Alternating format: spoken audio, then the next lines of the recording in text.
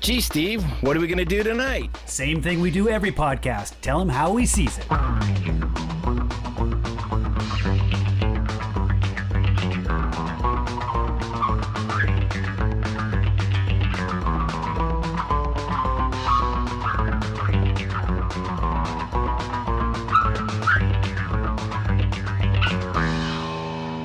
All the God King Xerxes requires is this, a simple offering of earth and water, a token of Sparta's submission to the will of Xerxes. Submission. Now that's a bit of a problem. See, rumor has it, the Athenians have already turned you down. And if those philosophers and boy lovers have found that kind of nerve, then... We must be diplomatic. And of course, Spartans have their reputation to consider. Choose your next words carefully, Leonidas. They may be your last as king.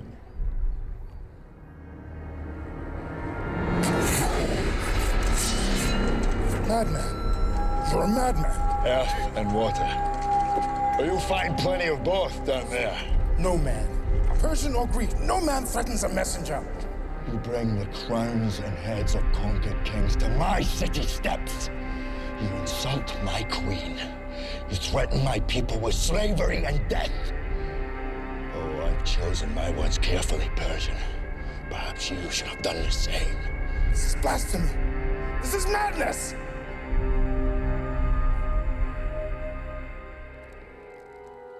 This is Sparta!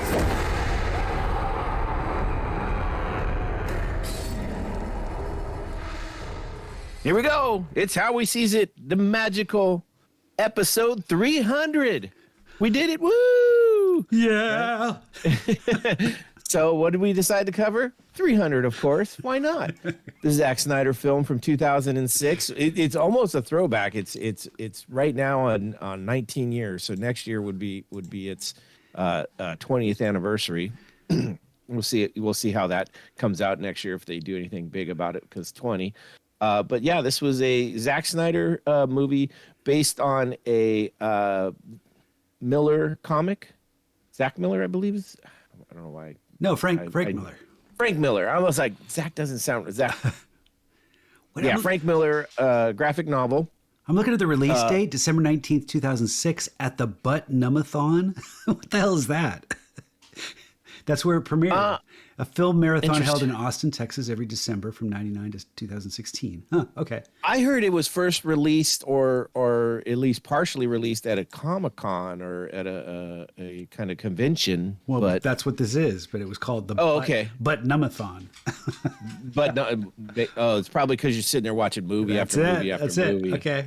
I just saw that now. When you mentioned 2006 release, I thought it was 2007, but sure enough, 2006. Yeah. At the Butt Numathon. Well, that's good to know, because then you could get a great drink off of that one. So yeah, this was a fun one to watch. I haven't seen it in a long time, so it was fun to kind of go back and I know we've badmouthed, or at least I have badmouthed Zack Snyder over the past while, just from some of his other movies. This is one of those ones I have too. I mean, although I was nicer about the whole Zack Snyder cut of the Justice League, but that was crap. I'm sorry, but this one I think people find is one of his better movies. As far as what it is and what it does. Apparently, and I didn't realize this. There's a bunch of controversy about it, anyways, too. And I was like, oh shit, okay. And I'll talk about that later. But whatever. We'll get into that. Okay. I mean, it is what it is. So we'll figure it out. But before we get to all that, we got to get into our drinks, because like we always do on any of the How We Sees It episodes, is we create a cocktail to whatever it is we're watching. And that's no different this week.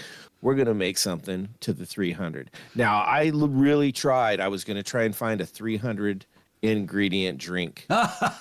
Man. But I couldn't do it. So But I did come up with something really I really like. It took me a while to figure it out, but I ended up really liking what I got. I haven't Nice. tasted it yet, so we'll see how it comes out. But I like the idea of it. And I'll just get in right into it, and then I'll let you bring it back with the thunder, Steve, because I know you always have that. All right. So mine, I was going back and forth, a bunch of different things, trying to figure out something. I wanted to do something with a rain of arrows, or I just couldn't think of what would go well with that. And as I was thinking about it, walking around, literally an hour before showtime tonight, I started thinking about it. I'm like, I really kind of want to do something with some apple juice that I got, because we have an apple tree here on our property that we just did. We made juice like 6.5 gallons worth of apples just like last week. So I was like, I have a little bit left, and I was like, I want to do something with this apple juice. So I started thinking, I'm like, you know what would be perfect?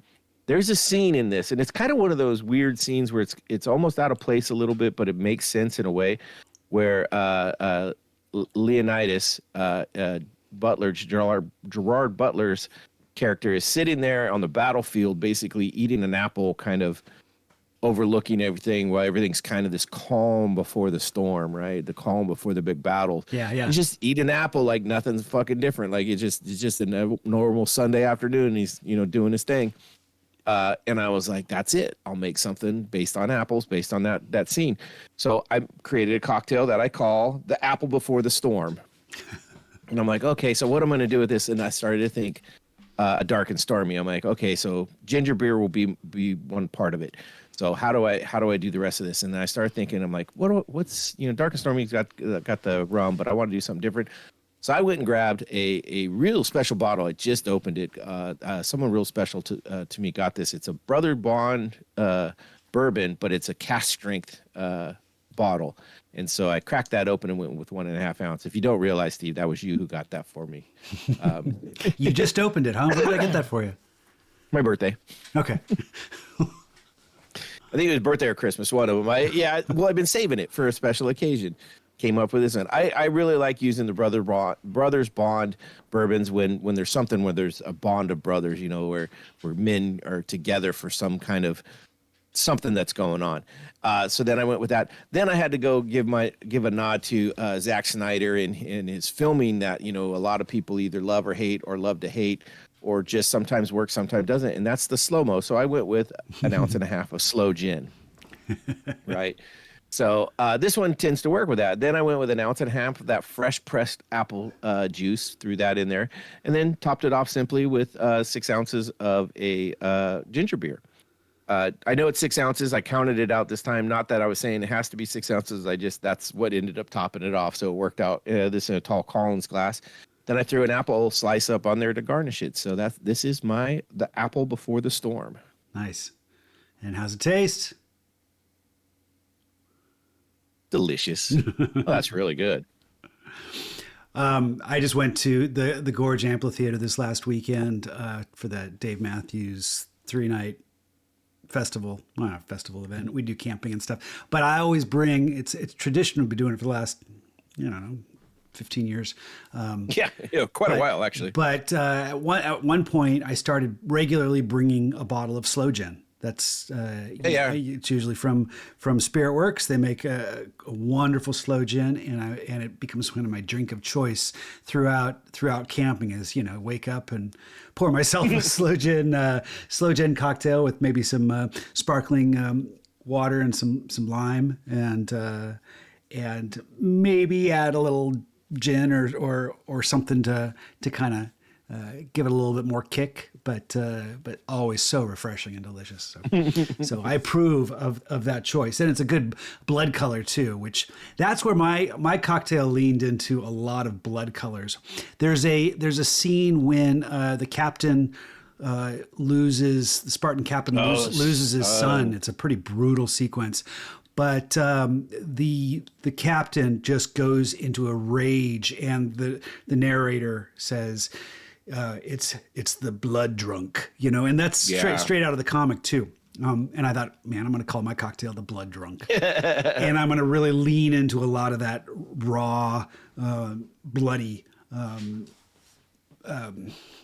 energy or something. So I started with, speaking of kind of raw, and I started with a bourbon myself as well, and I used a beef washed bourbon. This is where I I cooked a steak and I kind of drained off the fat. Oh, nice. and you soak it. You soak it with the bourbon, and then you freeze it, and then you top, it kind of solidifies the fat on top, separates, and then you can kind of strain it out, and it becomes a beef washed bourbon. So get a little meatiness to it. Then rather than just dashing some bitters on, I went with a lot of bitters. So that became kind of my backbone, a bitter backbone to my cocktail was Angostura bitters. I actually went with 3/4 ounces of Angostura bitters, which is a an alcoholic.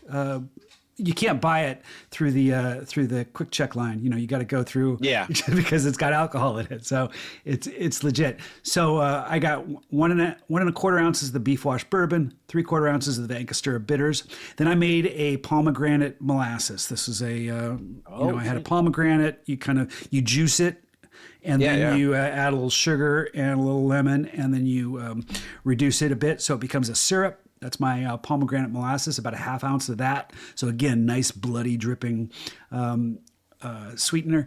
Then I did add some additional rich syrup, 2-to-1 ratio, 3/4 ounces again. That 3/4 ounces of lemon juice and some egg white to give it a little cream. I tried to get a cream on top with this idea of splattering a little red wine for my blood smear. I kind of got lost and it didn't show up quite as well as I'd hoped. But my garnish, I stabbed a cherry and a cube of seared steak for my garnish, in order to kind of, the flesh and the heart, the symbol of the Spartan rage. So again, this is my blood drunk and leaning into that Angostura bitter and raw meat bourbon, beef washed. And this is my second. Nice. Damn good. There you go. Nothing wrong with that. Oh yeah. Well, that's good. I think Angostura bitters is a great thing to try as a base. Do some exploration on that. It's not just something you could add some dashes to. And I added a lot of sweetener to kind of balance this out. But it's really well balanced and it tastes damn good. So nice. That's really cool.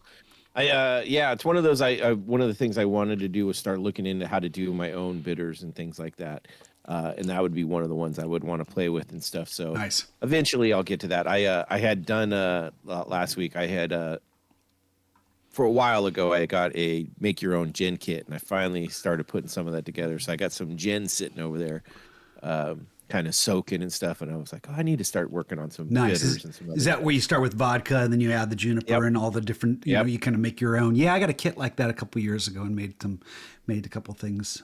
I got three different versions going. Okay. One's kind of like more citrusy. One's I went with a little peppery kind of feel to it, and then the other one I went kind of more of a floral kind of with just the ingredients they gave me.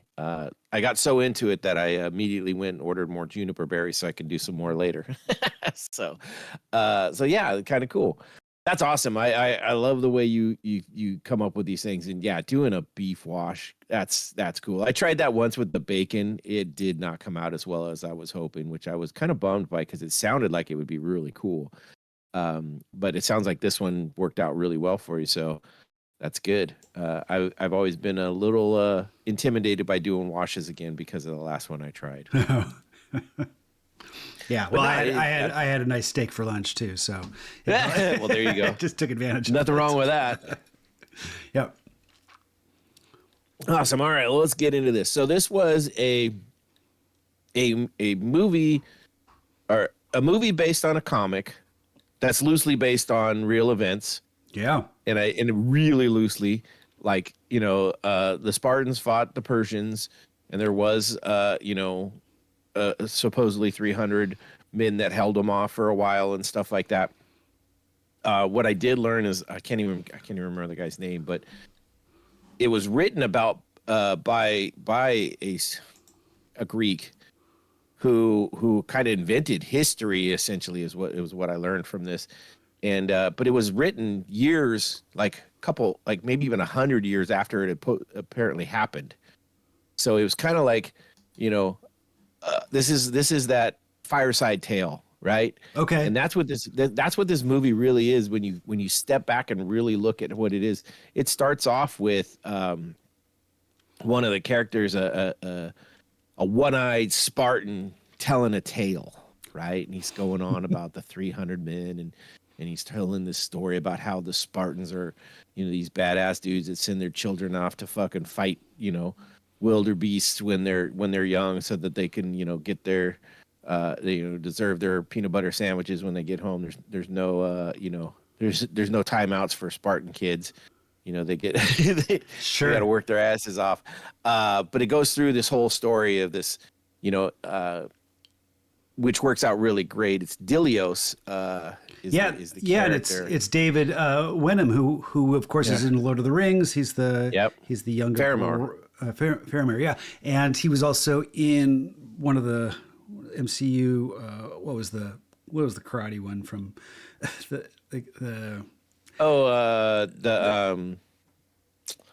Shang-Chi? No. This was the one from Netflix. The karate the one. The blonde. Oh. Iron Fist. Iron Fist. Thank you. Martial. I don't know. He's some sort of martial arts. But he was the bad guy in that. He was the right, wasn't he? Am I right? I don't remember him being in that, but I might be wrong. Television. I'm not seeing it. But, Iron Fist. Harold Meacham. Yep. He was Harold Meacham. Oh, there it is. Yep. Okay. Oh, he's the dad. Yep. He ends up being the bad guy in the end, though, right? I mean, doesn't right? Yeah, you're right. I get you now. Yeah. He's been in. I saw him right away and was like, fuck, Lord of the Rings. I remember that. But, sure. Which, of course, was after that. This 300 was after Lord of the Rings. So, so yeah, kind of cool. But he's telling this tale, and so, we get him at the beginning, and then at the end, he's telling the tale, and it really comes out as like, oh, he's basically telling this to all the soldiers before they're prepped up to go into this battle. It's kind of like that pre-game talk from the coach before they go into battle. Right. Well, which makes a lot of sense. He's given that task at the end because he is the one of the 300 that goes to war with Leonidas. But Leonidas says, "I got another task for you. You are not going to die tonight on the battlefield. You have a more important task to go kind of tell the tale. Well, what was really cool about it though is when you stop and think about it, right? Why was the battle so fantastical? Why was it so slanted one way? And it's because it's, we always talk about the winners write the history or but it's a fireside tale, and it's also the tale of a guy who fought in it. It's like, I'm not going to tell you that, they were just some normal guys that we went up against, and we went out there like we normally do, and they were just normal dudes. No, he's gonna no, we fought against 10, it was 10 guys to 1, and they were beasts, and they had fangs, and there was 100 of them, and the guys were 10 feet tall. Your dog. I think your dogs have some questions they want to ask. Yeah, I've muted it on my side, but you're hearing it. Hang on, I'm going to pause for a second. I think Cindy's home. All right. No. So the fireside chat, they embellish. Everybody tells their stories and they embellish, and probably the more time you tell it, the more embellished it gets.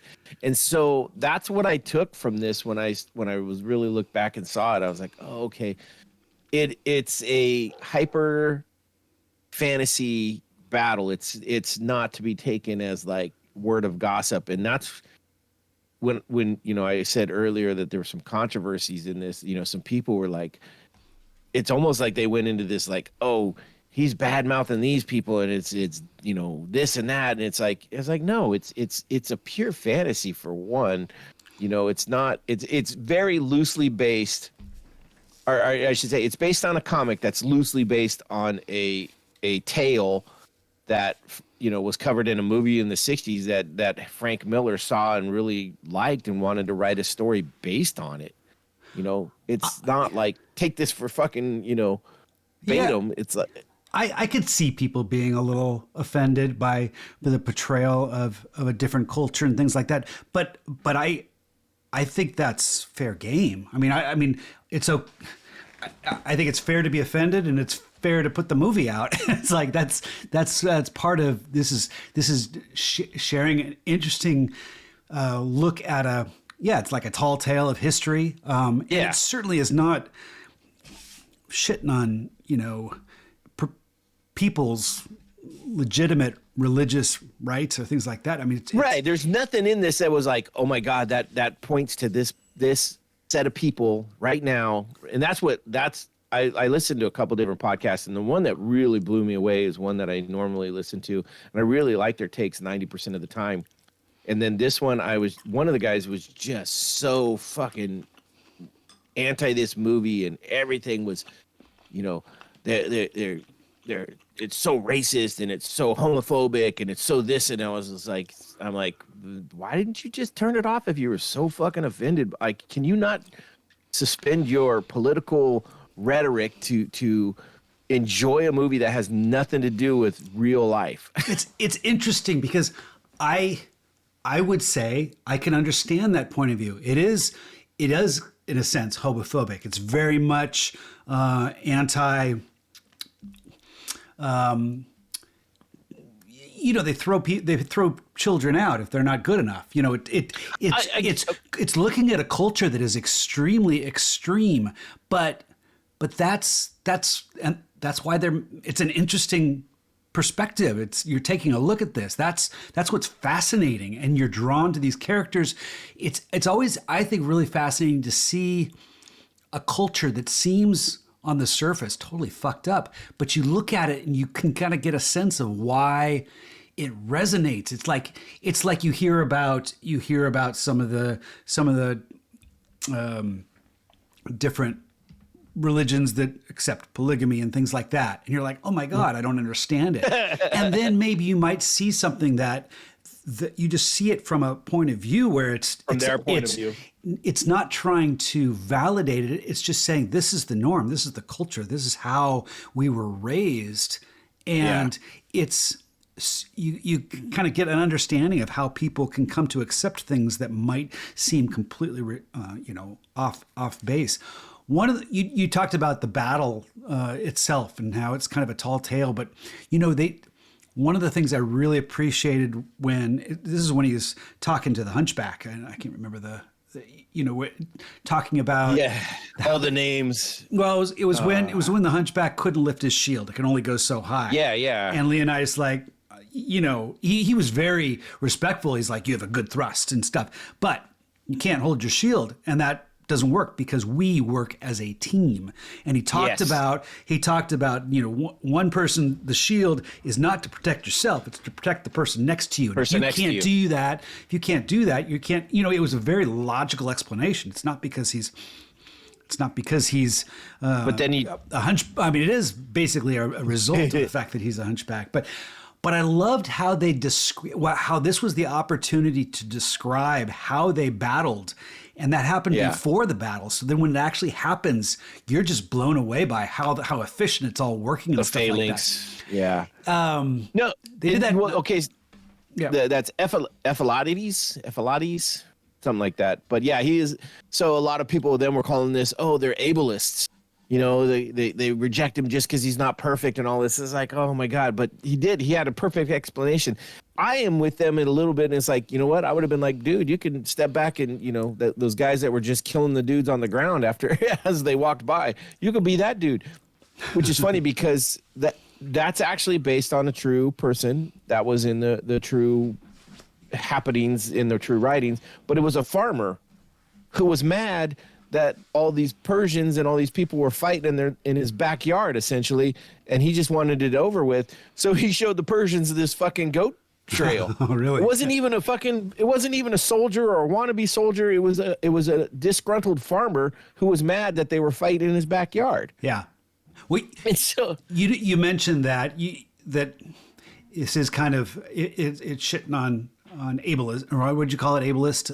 People were saying that they're being very very ableists in that aspect because he didn't accept them, and then they were throwing away the babies that had issues and stuff like that, and I'm like, well, so. And interestingly enough, that is the failing of this. That is why they lose, is because he doesn't accept that. So I think that almost makes the movie resonate more. This is a fascinating culture. We're drawn to these characters, yes. And you see, well, in a sense, it's the failing. It's the fact that they throw out the garbage. Yeah. And it's the garbage that comes around and bites them in the ass by showing the other people the way in. 100%. So that's storytelling. That's not. Yeah. That's I'm just saying though. Those are the controversies I found, and I was like, oh my God, you guys are. I was curious, and I did a little research on this, because I followed it last. I'd seen this movie a number of times. This is my favorite Zack Snyder movie. I think it's a better movie than Watchmen, even though I've talked a lot about that one. I think this one. That's a tough call there. This is just a solid movie, and it blew me away. It's the first time I'd seen his style. Yeah. Oh, for sure. It's very stylized. And every time he would turn it up another notch. This one went to 11, everything else went to 12, 13. Ridiculous. It got to be obnoxious. But this one is, to me, maybe there's something else out there that he was copying, but no, I think this is one where they really said this was really his he kind of set this style. Like he's known for that slow-mo, which was one of the reasons that his Justice League to me was such shit, was he overused it in a bad way. This one has so many good uses of it. It's almost like this is the one where he discovered it and really like made it fucking the shit. And then he's like, oh, well, it was good in that. Let me just try it in this. And it was kind of like, oh no, you did it too much here. You took a good thing and ruined it. But yeah, I agree with you. I think this is one of his better movies for sure. This time, when I watched it this last time, I got a hold of the comic book and I followed along. Yeah. And it's very, it's almost, I don't want to say verbatim, but you can follow along sequences, have pages up and just follow the scene. And it's almost like you can see how it's just all assembled, same as the comic. What they did expand on, when you were talking about controversy, I thought you might go in a little bit of this, but it's Queen Gorgo, the Queen of Sparta. Oh yeah. Was a very, the only scene I remember in the comic was when she tells Leonidas, come back with your shield or on it. And that's about it. I think that's the only frame you actually see. Everything else is completely new for the, she also says that's why you were so, not excited or something. She references the fact that they had a very passionate love making the night before. Oh, okay. In the movie we see it. In this it was just like, that's why you were so excited last night, because she finds out he's leaving. He does make a reference later to you don't know the Spartan women. I mean, he says something like that when someone's kind of downplaying.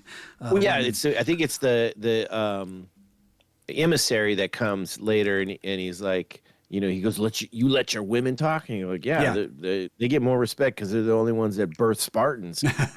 So they're higher than you because they create more Spartans. So in a way, yeah. To me, I was like, that's cool. This is Lena Headey, who got more famous from the Game of Thrones. But this was kind of what put her on the map. And I thought her role in this movie, even though it wasn't in the comic, was so effective. She put a wonderful performance. My wife reminded me, a couple nights ago that, it's the best sex scene she's ever seen in a movie, which I have no problem with, Yeah, nothing wrong with that. She does a great job with it. Yeah, it's one of those. They did add some stuff. So apparently there is a 1960s movie that is based the same kind of the real Spartan 300, and that one has a lot of the political stuff where that wasn't in the comics, but I think, Zack Snyder took a little bit from that and was saying, okay, well, let's put a little bit of this political stuff back into it. And that's how he did it. And he did it with her and some of the other actors, the guy that, basically, it's rape in a way, but it's more coerced. Like, you give me these favors and I'll let you talk kind of thing. And then he fucking flips it on her and tries to call her, slut shamer in the big meeting. It's not a council, but like a Senate meeting. Yeah. And she fucking great comeback line. I mean, this is about a lot of one-liners in this too, where she stabs him. And he, this, what was it? It's not going to be fast, or it's not going to be fast. You're not going to enjoy it. And I am your queen, And so, but in all in one place, she basically shows him as a corrupt, person, because the gold spills out. Yeah, she pulls the blade out, and rather than blood coming out, it's the gold. And it's got all the face of Xerxes on the coins. Yeah, so that's just a perfect, play on that, which I really enjoyed her in this. I thought she was a very strong character, and her line to him at the end, just that scene when he's going off to war. They don't say anything to each other. They're just standing there, kind of holding hands, and he walks off, and that's when she says, return to me on your, with your shield. Holding your shield, with your shield or on your shield.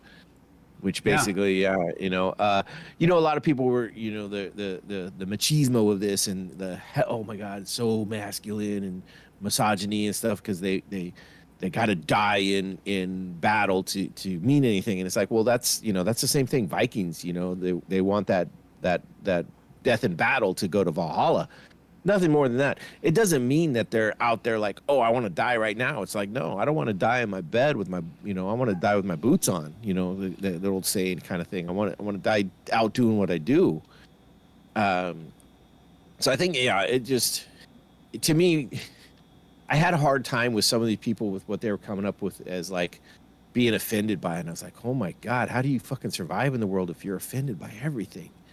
It's like, Yeah, I agree. I think it's important to, you don't want to shut off things enough to where you can't explore different cultures. You can't, this movie is, maybe there is a certain glorification of the violence and of the machismo and things like that. And maybe they're kind of questioning that, but I look at it at a fascinating cultural exploration in a comic style.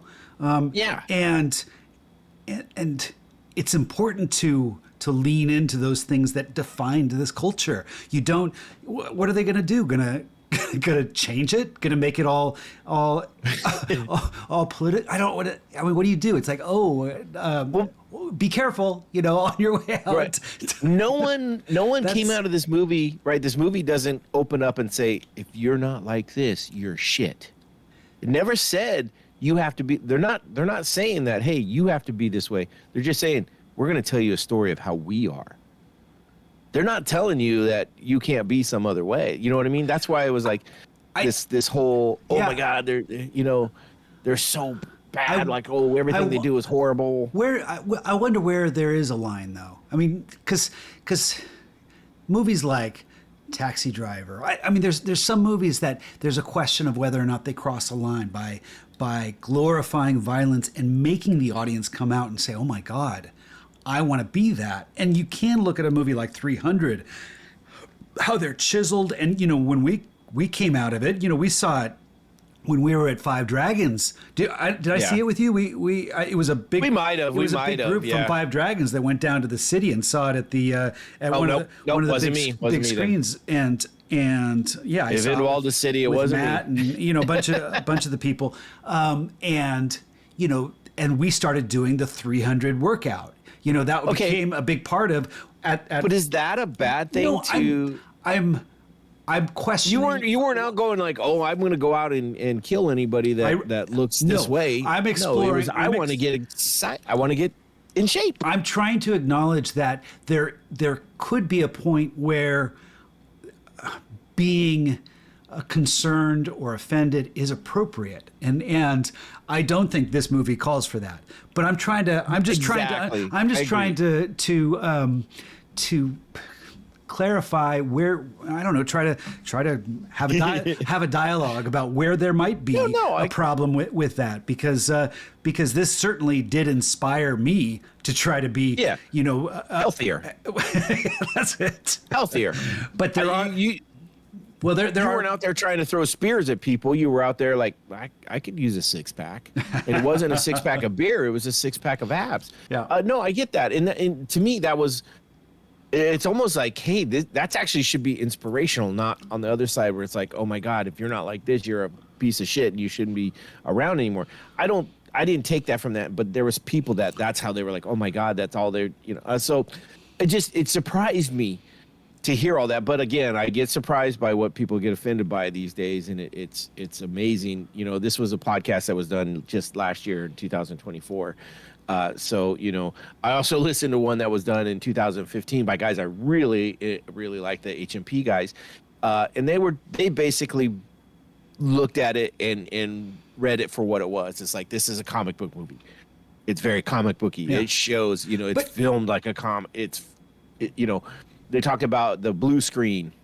Oh, rather than green screen. It was all shot in a studio. It was everything was 100% except for one scene. Was actually shot on location. Was that the one where they're following him down that path? And No, it's one where I think horses come up over a hill. Yeah, and it's like someone was saying it's one of the worst looking scenes in the whole thing too. But it was one of the only ones that wasn't done on a blue screen shot, which I thought. But apparently they did the blue screen instead of green screen because of the color. They wanted that red to pop, which it does.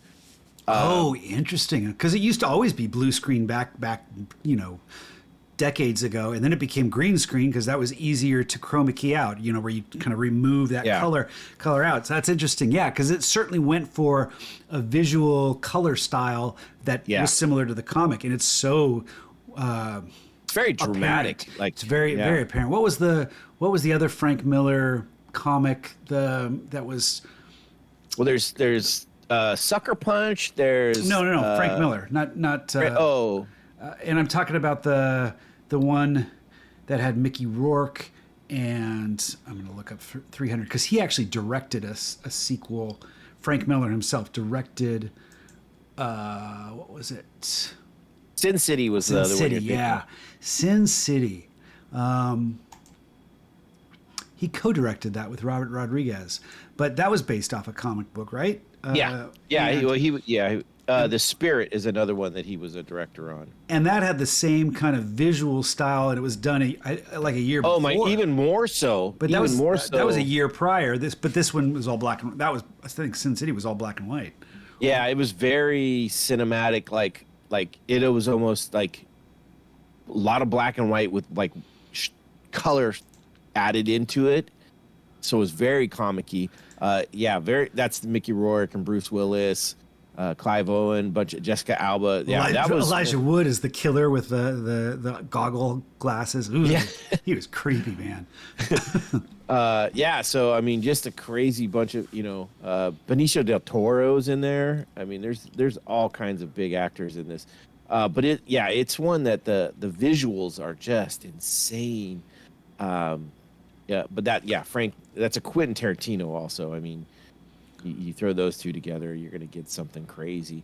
Comic book movies and stuff, it's just, I thought this was done really well. I thought the visuals in this movie were so stunning with what they did.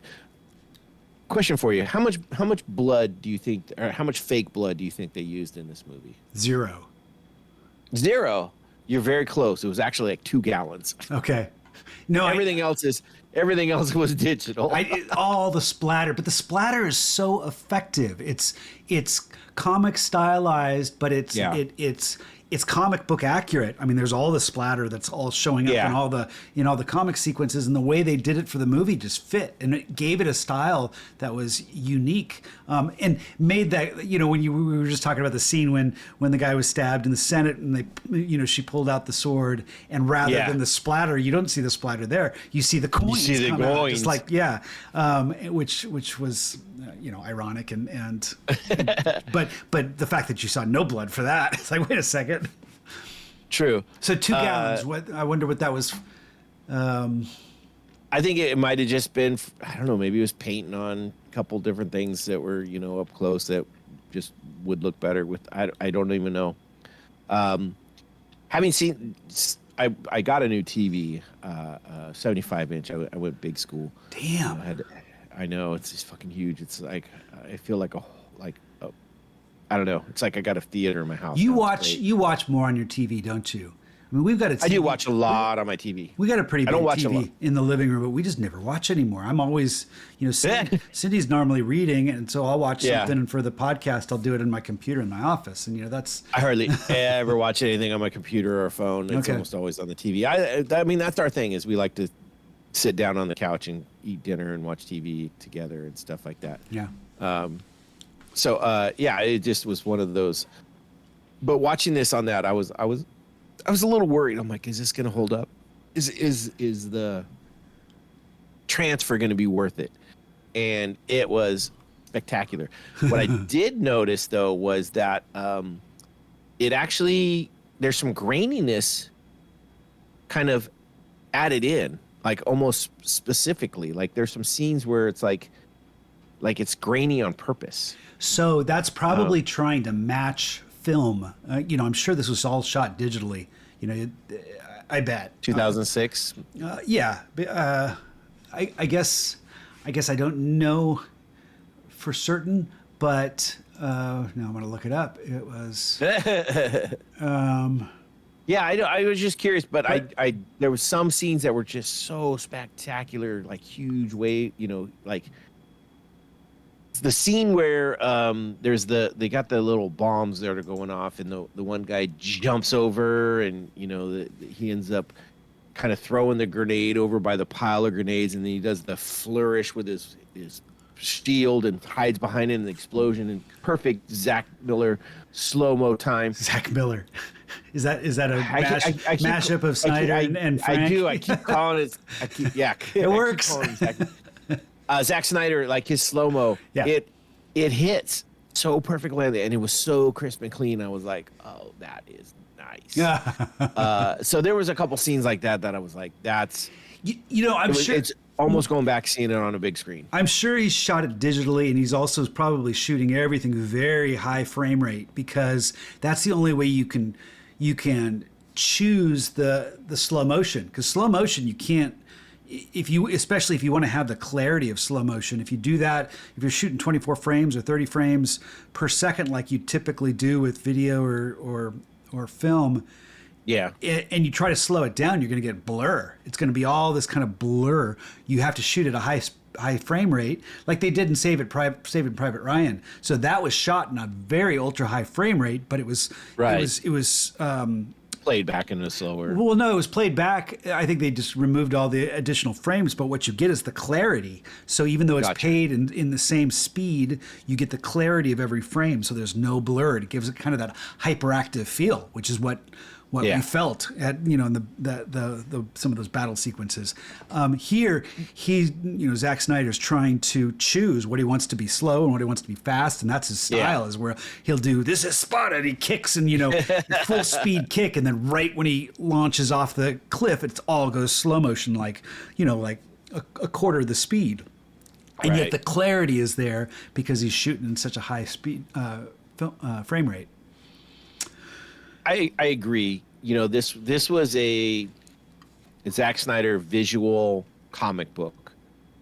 Story is not the strongest, right? This is not a no really. If there's no like grandiose like change. There's no character arcs that from start to finish. There's no real like big dramatic reveals and things like that. But no, but what you it said is about this being battle, like battle. yeah, It's a comic book. what you said about the whole tall tale, the fairy. Yeah.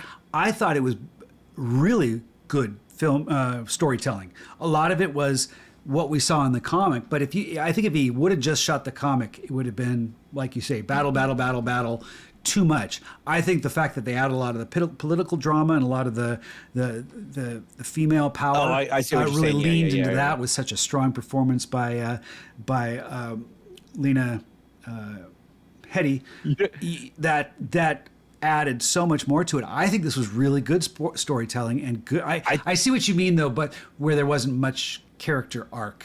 But Right. that doesn't always. It's not, You know- it's not a you know what requirement for a movie, is it? No. Well, some people think.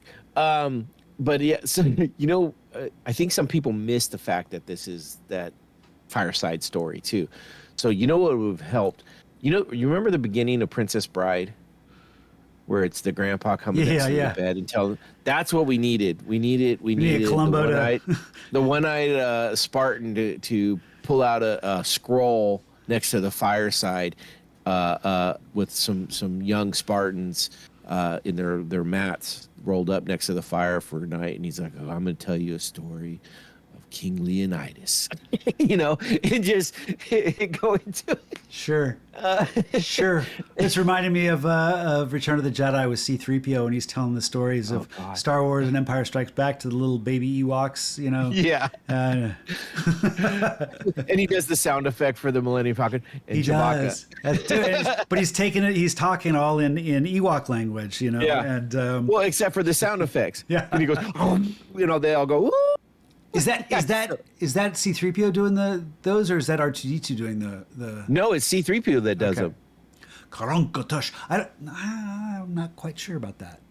It's C-3PO All right. that does the. I know that's your favorite of the trilogy, so I'm not gonna. I love the Ewoks. Yeah. It's not my favorite of the trilogies. I like Empire Strikes Back even better. Oh, you do? Yes. Oh, maybe it's my wife. I know my wife. Well, no, I'm not quite. Okay. When I was younger and had less of a movie palette, I think Return of the Jedi was. But here's the thing: it wasn't because of the Ewoks. It was because of the speeder bikes. Oh yeah. I loved the speeder bikes. I was like, that's so fucking cool. And I like the space battles. I like we didn't get a space battle per se like we did in the first and third, like in Empire. But now my favorite is Empire, and I love the snow battle. There's something about the snow battle to me. It's just I could watch that. Snow battle, and then we also got the asteroid. The chase through the asteroids. That was pretty badass. Yeah, but I don't know. There's something about TIE Fighter. There's something about just small fighter on small fighter that Yeah. Horrible fucking movie, but Pearl Harbor. But when they show the planes up and fighting each other, it's one of those things I kind of like. Like, man, it'd been so cool to be back in the 40s and been like a fighter pilot, in a prop plane or something. It just kind of something cool about it. I'm gonna bring something up that I've already kind of touched on, but I had a comparison that for some reason I just want to get out there. Remember I was talking about when he was talking to the Hunchback and telling him about how they build their battles, how they protect each other. The phalanx. Yeah, and is that what it's called? The phalanx? Is that okay? Yep. Okay. The fact that he explained it there before we actually saw it in action, it made it, when we saw it in action, just kind of resonate more because we knew exactly what was going on, but we were seeing it for the first time. But we were able to just kind of enjoy it rather than try to question what the hell's going on, because he had that explanation. And I want to bring a comparison that I think this is a movie that was one of the biggest hits of its time, but a lot of people thought it was a melodramatic crapload of Leonardo DiCaprio and Kate Winslet just, going all romance on a boat. But this is Titanic. Titanic had this moment early on because this is when, before they go back in time, before they go back to the Titanic and they're doing the underwater exploration, and they bring the Kate Winslet's character. She's an old 102-year-old woman or something, and they bring her out there. And they're sitting down in front of a computer and they're explaining how the Titanic sunk. And it's this, it's this guy that's really kind of a geek. He kind of reminds me of Steve Wozniak of Apple. Just like, so there's this ship and this thing comes along and goes, but you get to see on the computer how the whole thing sinks. And he says, and it's rocking back and forth and then it snaps. Everything is played out for you in a very kind of sterile way, in kind of an obnoxiously narrated way too, for the audience to consume. And so you see it and it's like, oh, wow, that's kind of cool, the computer graphics and stuff like that. But then at the end of the movie, when it actually all plays out in front of you, you're not trying to piece that stuff together. You're just taking in the emotion of what's going on. You understand already what's happening. You know exactly how it all played out, how it all sunk, how it snapped. None of that stuff is a surprise. So you get to let the emotion of the sequence wash over you. Now, in 300, I just kind of recognize the similarities there with the way that the sequence, the way they fought was kind of explained ahead of time, and I like that. I like that trick, that movie, that tool to kind of set the stage for a sequence that's going to happen and put you in a different frame of mind to where you're not paying so much attention to what's happening, why it's happening that way. You get to take in the emotional resonance of the sequence, of the scene. And that's how this movie worked for me in that sequence.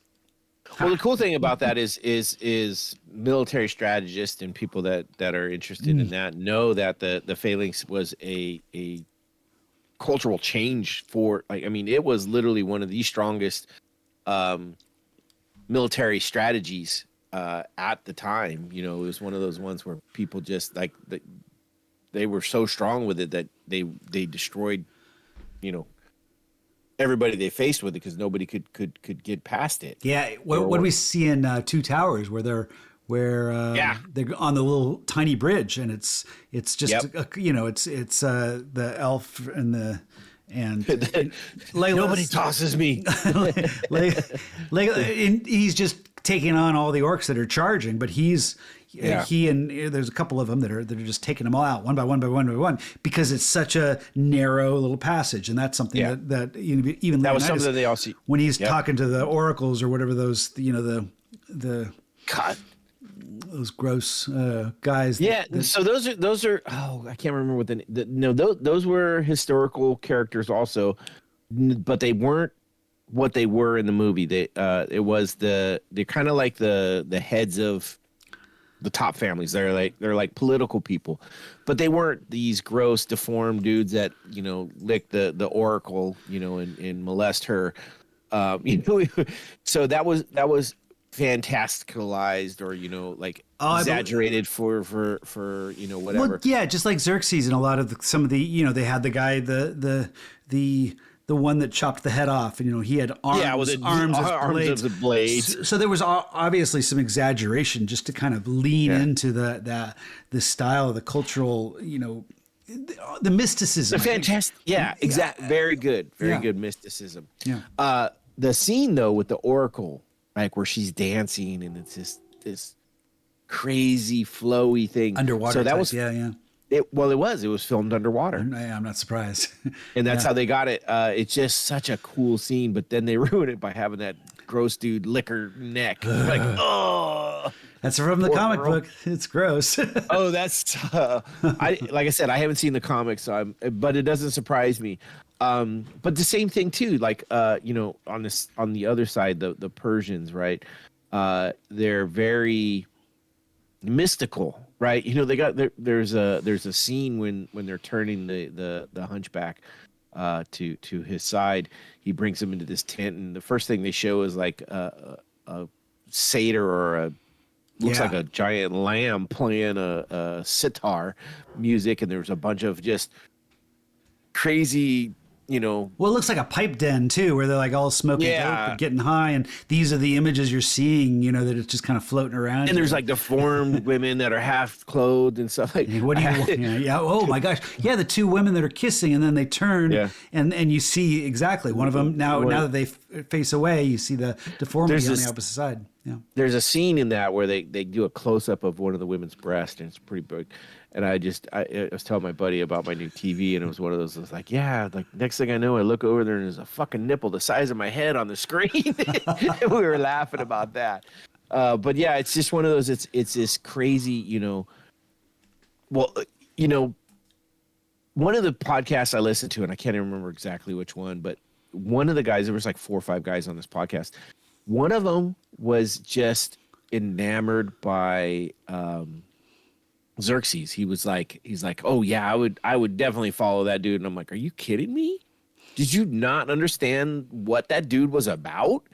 You know, and this is a scene where he basically is like, yeah, like I rule, you know, with kindness and all this. And it's like, no, you don't, bitch. You give people sugar and fucking snap them up. You know, I appreciate what the guy you listened to said, because, you know, we have the kind of we're separated from the movie. We know that Xerxes is the enemy. We see you know, we want to see him taken down. You want to, you know, just the fact that the blood is drawn, that you're just like, oh yeah, you know. But I think it's fair to say that we are enamored by the sexualized presence. You know, they leaned into it. He had the low voice. He looked like he was twice as tall as Leonidas. Yeah, he was supposed to be like 7, 8, 9 feet tall. The way he kind of moved was similar to the Doors, Jim Morrison. You know, he kind of had that drunken, that flowiness, sexy presence. Yeah. So I'm just saying, I think it's very. I get what you're saying. Open, you know, I appreciate the fact that someone would say, I would follow that person because, you know, we just have the insight into the fact. No, I get what you're saying, but I also, to me, recognized outside of the movie in my own presence, like that's a manipulator. Yeah. Everything he does is about manipulation, and that's just me. That's my personality. I see that. But you know, I thought they did a really good job with the idea of the Persian leaders and stuff, thinking themselves gods, right? This goes back into actual history, and they were treated as gods because they had the power to say, oh, do that, and everybody did it. So they thought of themselves as gods. So the fact that he was 9 feet tall was a representation of how he portrayed himself and how people felt around him, because he acted like a god. He thought himself a god. And so I thought that was once again, this is a fireside story from the perspective of the Spartans. So they're going to see him as coming off as that. This scene, you know, we get the traitor, Ephiles, you know, he gives him everything he wants. It's like, look, I know you're not getting none at home. None of them Spartan women want you. Look at you, you know, but he doesn't tell him that way. He says, look, we don't care about how you look here. You want to be part of us. We'll give you whatever you want. But you must submit to me, right? You must bend the knee. I wish I had the exact line, but you know, he talks to Leonidas, and he's like, you know, you submit to me, bend the knee, and he's like, you know, I've been killing all your dudes all day, and my legs are real tired. I don't think I can take a knee. My legs just are cramping up. I can't do it. I'm like, that's fucking hilarious, because that's some shit I would say, but legitly, like, dude, I can't. My knee's fucked. I can't do it. You know, but you know, it's the 100% of the like. We'll tell you whatever you want to get your loyalties, but really, I'm just telling you what you want to hear, and it very shows. But it's also, like I said, it's that fireside chat from these guys. So why is everything over the top? Elephants, fucking 80 feet tall. You know, they've never seen elephants. How the fuck did they get elephants across the ocean at that time? Those elephants ain't going on those fucking boats. Those things barely fucking fit people. The rhinoceros charge. Hell no, there was no rhinoceroses in that battle. Rhinoceroses don't fucking fight. There's no real world reference of rhinoceroses being in battle. No one's riding rhinoceroses. But it made for a fantastical comic book related movie. Yeah. Like it's I love that. I hate the fact that he kills a rhino, because I like rhinos, but that scene where the one guy, I can't think it's Stelios, Atos, where he jumps up and he throws that spear and it hits the charging rhino, and he just kind of turns and you see it just like it's gonna run him over, and all of a sudden it just dies. It's great because the camera moves back behind his body to where it's charging, and then it drops below, and it's it's hidden behind the body, and then it goes right underneath his pants that he's wearing or something, and that's when it just slides. It's a G-string. Right? That's all they're wearing. They're just wearing a. They're out there in the speedos. In the comics, that's not even. I heard I think they had like dicks swinging. Yeah, some of them have G-strings. Some of them had dicks swinging. Yep. Hey, I mean, I guess if you're going to battle, you go with what you're comfortable with. Again, the Spartans were not like, they weren't out there like that. They may not have wore that much armor, but they weren't out there in capes and fucking just a Speedo running shit. But especially when oh man, I hated it. The one scene I was like. It's the one earliest where they're showing young Leonidas when he's fighting the wolf. He's out in the snow with just like a loincloth on, and I'm like, dude, no fucking way. Well, you'd be cold as fuck. Okay, but you just kind of fantastical. You just kind of defined that this film is built off of the storytelling, the tall yes, I know. tale. And oh my gosh, that's the classic. I agree. That's why I was 20 degrees below zero, uphill. In my bare feet. Hey, they weren't going to school. They weren't. But no, I get it. No, I literally looked at it. Oh man, no way. And then I was like, but yeah, I get it. Because that's what it is. That's what this whole thing. I mean.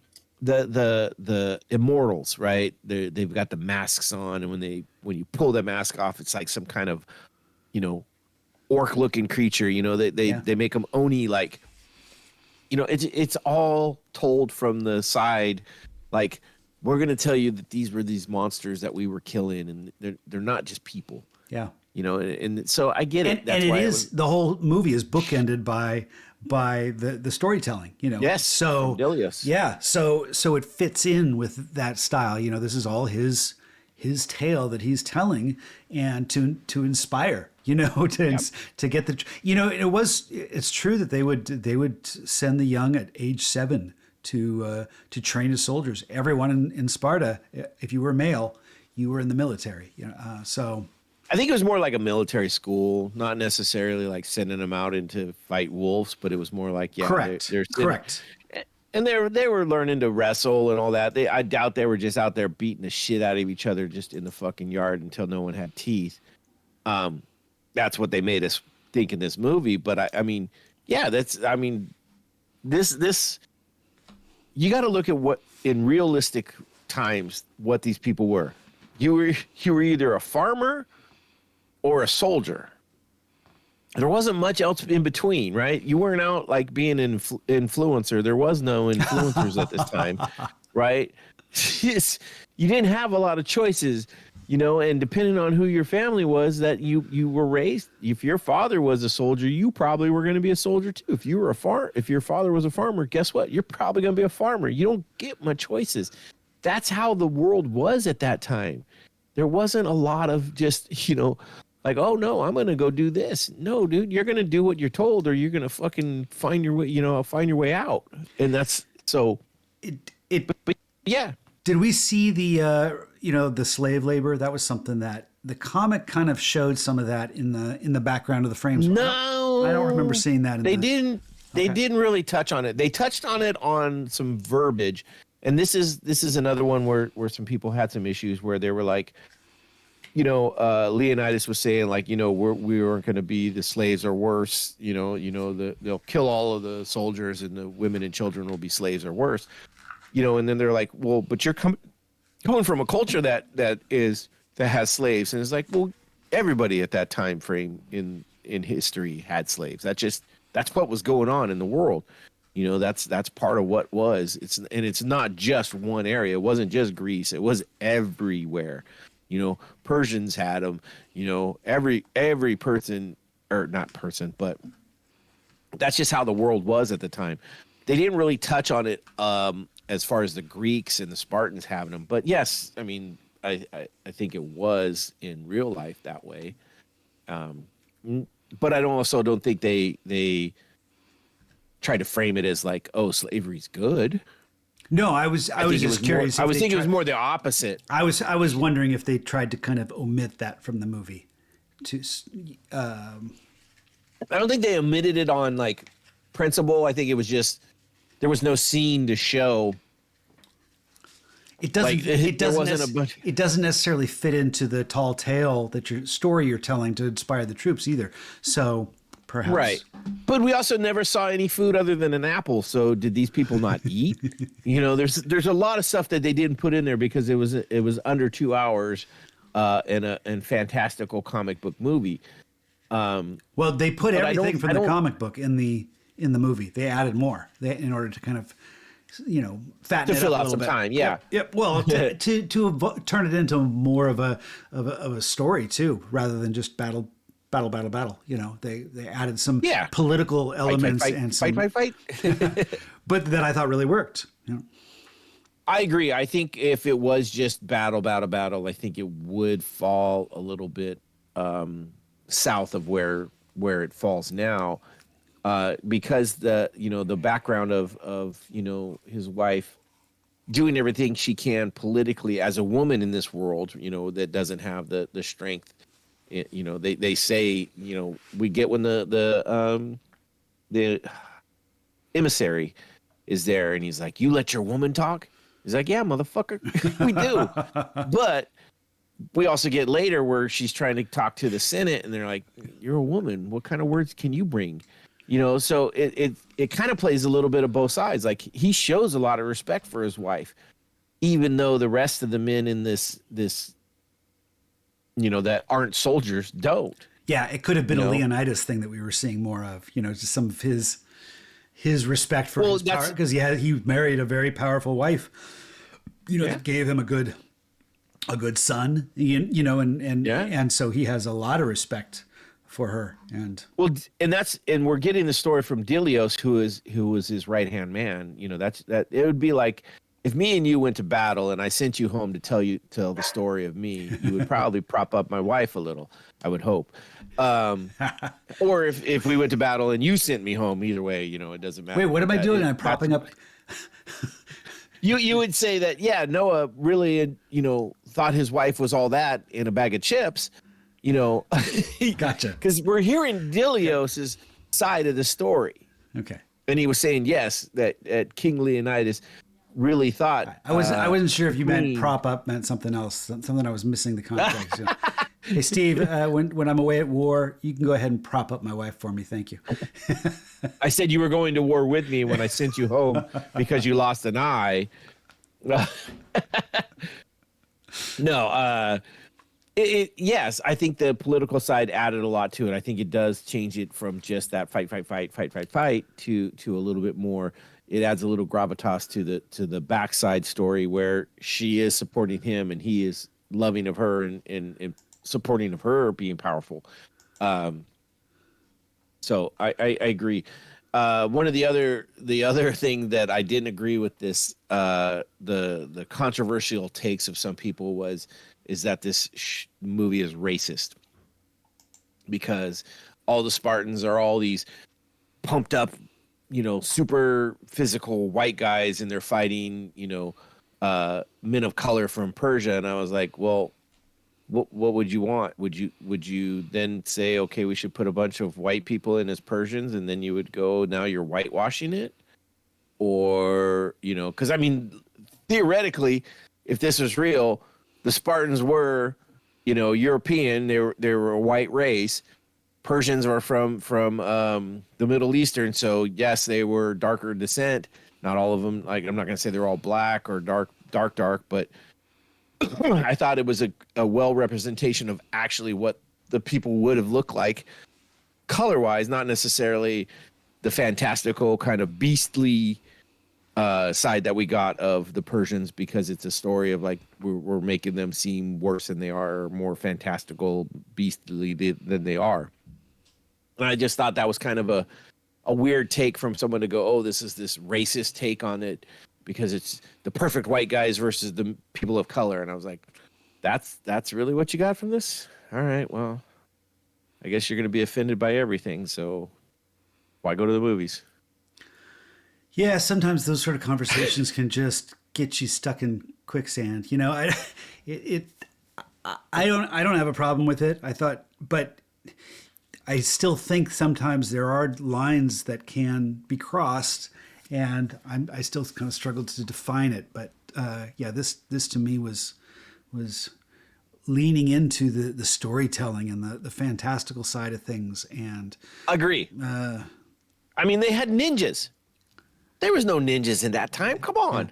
I think the mortals, they look like ninjas. I think if anything, they could have been a little bit more honest about the Spartans and some of the, I mean, have a fat guy in there every once in a while? No, show some of the slavery and the cruelty and things like that define the culture, and rather than, trying to turn them into more as heroic characters. But as you point out, this is a tale being told to inspire the troops. And so it becomes that is how you're framing this story, is by propping up these people as heroes.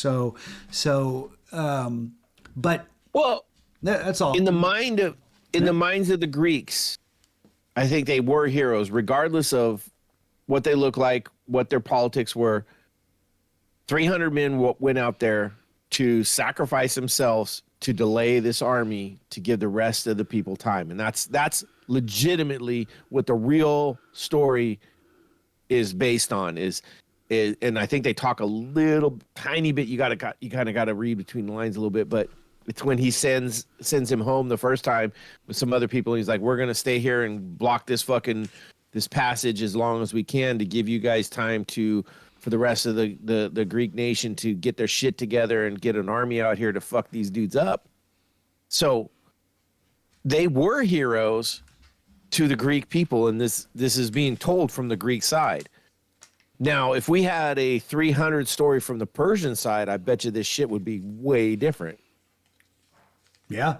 You know what I mean? Sure. It's perspective, you got to look at where the story's coming from. And I guess, I mean, make it, if you fucking care that much about it. If you're so offended that it's done from this side, make the Persian side. I wouldn't mind watching that. Show me some more battles from that. Don't do it. Don't do it because you're offended, because then that would be just like leaning into, well, I'm gonna be offensive from my point of view now. But no, just I would be fascinated to see that point of view. How is the tale of the Persians? How is this a way? Let's see how they prop it up and define it and lean into their culture and make the Spartans out to be, and I'm sure there's plenty of the stubborn asses that wouldn't give up their land. There's plenty of story. They wouldn't bend the knee. No, but I mean, there's plenty of cultural significance to these people that you could create a story that would be fascinating, I think, and lean into the heroic side of the Persians, and I'm sure there are movies out there, tales out there, because we're Western civilization, we're seeing things from more our perspective, I guess you might say. Yeah. What? I'm wondering if there is a movie out there. I'm just trying to wonder if there is. What was the Clint Eastwood Flags of Our Fathers? The pair of movies I think he did. I didn't see them, but I think he made a pair of World War II movies. One told from the point of view of the Americans, one told from the point of view of the Japanese. And they were you're right. One year after the other, and so I could be wrong. I didn't see that, but I respect that the ability to explore themes like that, rather than just jump to an offensive. I'm offended that you're painting these people one way and these people in a good way. It's like, well, that's the fascinating way of storytelling. What is it, Rashomon? This idea of telling the story from different points of view, where it's trying to solve a mystery in a sense. That's a Akira Kurosawa movie that explores an event from different perspectives, and you see it kind of play out differently, and each one is convincing. It's like, wait a second, now I'm not convinced because what I see is not real anymore. And so it does tell the power of storytelling is that you see a film and you could be swayed and side with a hero. I could see how that could be considered. It can get to the point where it's in wartime, that's what they're trying to do. They're trying to promote. It's the propaganda, used thank for by not by the Persians, but by the Greeks, by the Spartans to amp up their guys that are about to go to battle. It is propaganda. That's the storytelling that he's telling. He is telling a tall tale, and it is a form of war propaganda to try to promote the troops. So, yeah, that's fascinating. That's cool. But now we kind of frown on that. We look at that and say, "Oh, propaganda." Well, no, but that's what I was saying though, is that some people were taking this as, this is modern day propaganda. Yep. For our war against the Middle East. And I was like, really? Gosh, okay. I was like, because, 2006, we weren't too far off from 9/11. Well, it's possible. Right? Yeah, it's possible that, Frank Miller could, some of the stuff that he's done with. That was done before. I'm just saying the Dark. That was done before 9/11. That was done before 9/11. I know. But I was also like, it was like a couple of years before. I'm just saying 90s. That he was definitely someone who would add political things in his comics. If you look at The Dark Knight, there's a lot of political stuff in there. Really? Yep. Okay. I guess maybe I'm naive enough that I could. Is that what it's called? The Dark Knight? What's the Batman one that he did? The Dark Knight's the movie with. I thought he did First Year. He did do First Year too, I believe, but he did. Didn't he do the Death of Batman also, or no? I think you're right. It was Dark Knight. The Dark Knight Returns, 1986. Yeah. Which is a great Batman. Yeah. Well, a lot of Zack Snyder was inspired to, when it came to his Batman versus Superman he drew a lot from. Which was a fucking horrible movie. But it had some imagery that was straight out of the Dark Knight Returns. Yes, I agree. The battle armor that Batman puts on when he's fighting Superman. Actually, it has one of the coolest Batman scenes when he's fighting in that building. That's one of the coolest Batman scenes. You're talking about the Batman versus Superman, yes. Yeah. Especially the uncut, violent version. Oh my God, it's brutal. But the movie itself overall is shit. Everything he did with Superman was kind of shit. Yeah, but we got the Wonder Woman theme too. That Wonder Woman movie was fucking great. No, we got this was her introduction in this movie, but this is the introduction of the Wonder Woman musical theme when she shows up, and so it had its moments. But I agree, I hated Lex Luthor in this. Oh my God. Yeah, well, the whole Martha, just fucking Martha. God, stop, stop.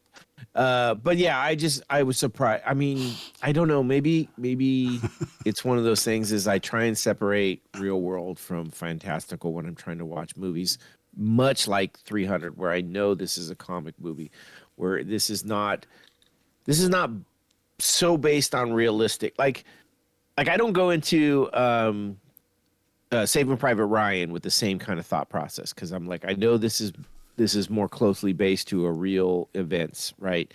This is based like Sucker Punch is another movie that I actually enjoy that Zack Snyder did that a lot of people don't. It gets a bad rap. I enjoy it because I can look at it as like this is comic books fucking jumping off the fucking screen at you. To me it's a lot of fun. Now, granted, is it the best story? No. Is it fantastical and fun? I think so. But, I don't know why people have a problem with it because it's a bunch of girls.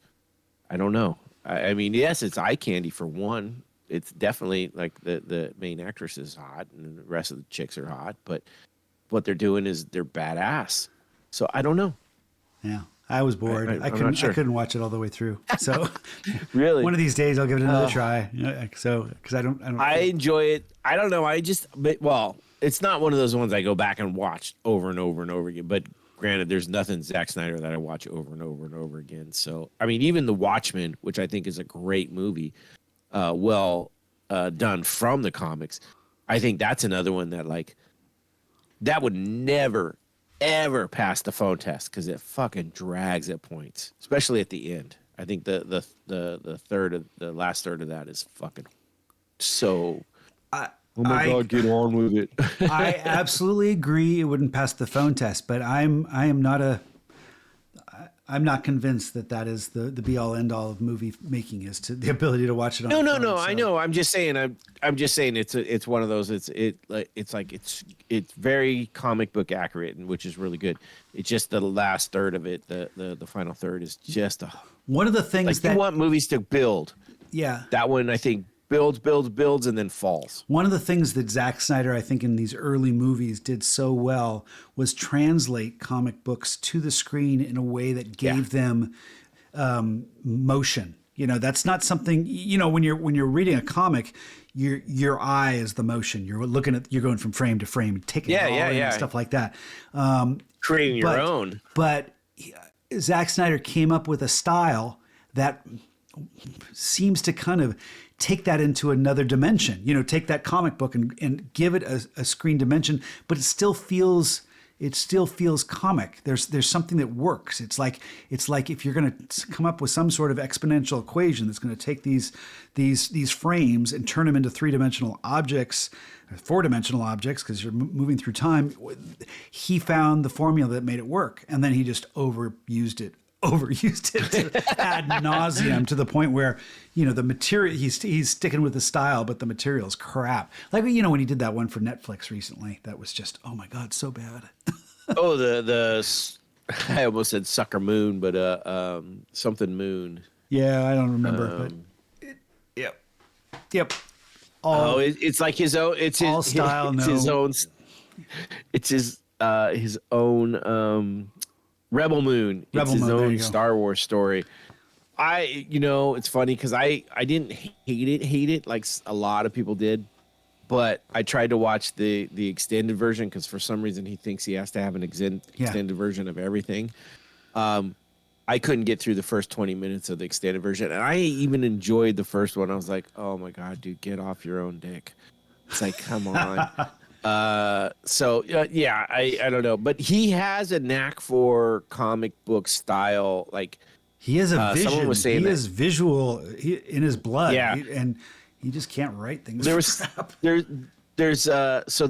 comic books that are not Marvel and DC. There's Image, and they're like oh shit, you know what? Zack Snyder needs to get a hold of the Teenage Mutant Ninja Turtle Ronin series, which is like a very dark series towards the end, where I think there's only one surviving turtle, and it's fucking just, that would be fucking good. But there's a lot of these third, no, I don't want to call them third tier, but they're not Marvel, they're not DC, but there's a lot of comics that are out there that he would do really well finding a way to put these together. And I mean, even on a series level, like I think he would do really well, because I think there's a market for it. I think he needs to be able to explore different styles. He's stuck in this, you know, 300 did it so well, but you know, you can't just always play in that same playground and expect people to continue to flock back. And well, but maybe he I disagree with you a little bit in he needs to stay like, he needs to do what he does, like do what you do good with the right thing. Like this Justice League was not the one to do it with. That wasn't the right flavor. But like you could find, I mean, he might be able to do like a hardcore, like I don't know, there's like Batman, I don't think going after the big names. Like I think Sin City was one of those, it's like that's on the verge. 300's on the verge, on the outside. People like it. Like The Boys is been done recently.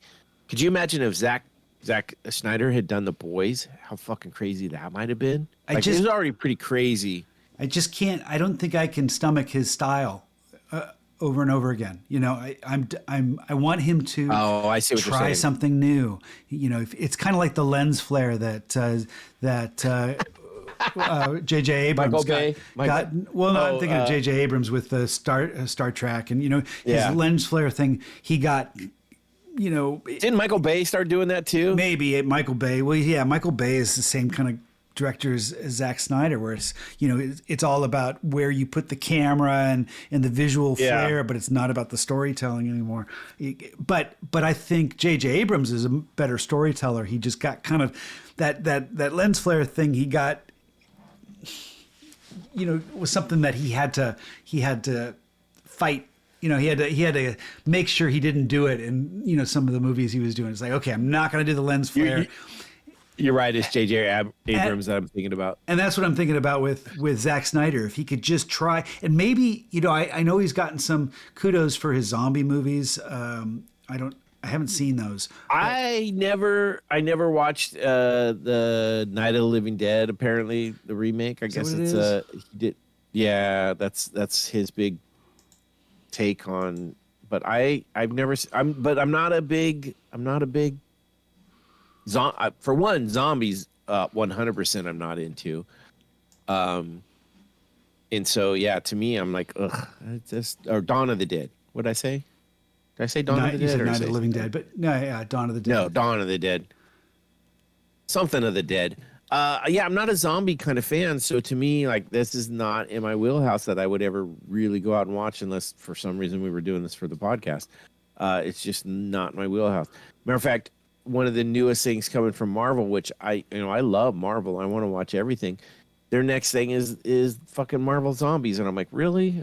I'm not into that at all. Like it's yeah. So I don't know. I do know though the next week we're coming back with something fucking really spectacular that I can't wait for, and we're gonna hit Ocean's 11.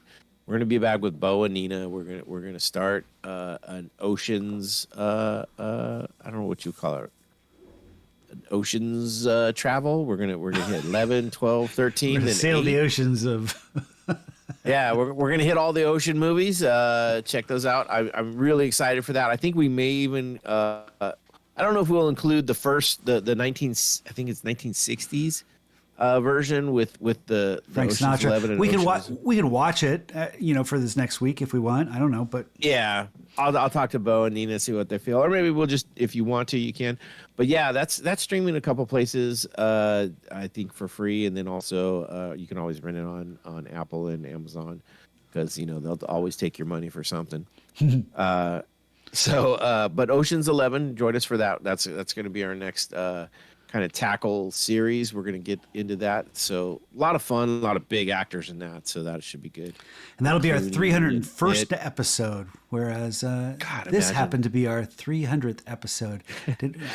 We gotta sing kind of happy birthday to us, right? I don't know. Yeah, so yeah, leave us a message. I know on Spotify you can actually leave messages per episode. So yeah, if you hear this, you're still with us, go on to Spotify. Even if, you know, anybody can get Spotify. Get on there, leave a message and say, you know, hey, glad you guys made it 300. We've been here forever. You know, or like, hey, this is my first episode and I kind of listened all the way through. Let us know what you think. Well, I'll read those on air if you do it on our next episode and give you a shout out. So yeah, Try one of our drinks too. Tell us how you like it. Oh my God, that'd be great. Yeah, I would love. I don't know if I told you, I found a YouTube group that does. They do movie cocktails, and I wanted to kind of get a hold of them and see if we can't partner up some way because I think they just do the drinks. So I was like, okay, like if I could give them like, hey, we're gonna do this next week. What do you guys have? And we'll just throw their drink into ours too, and then maybe they can promote us, and we'll cross promote. Oh, there we go. I'll get drunk and have a good time. So. All right. Well, you know, Steve, this is gonna be a different kind of quote. I usually just do a single one, but this is one I'm gonna hit you with two things. It's like, it's been an honor to die at your side, but it's been more of an honor to live at yours. Aw. Hail Caesars. What does that mean?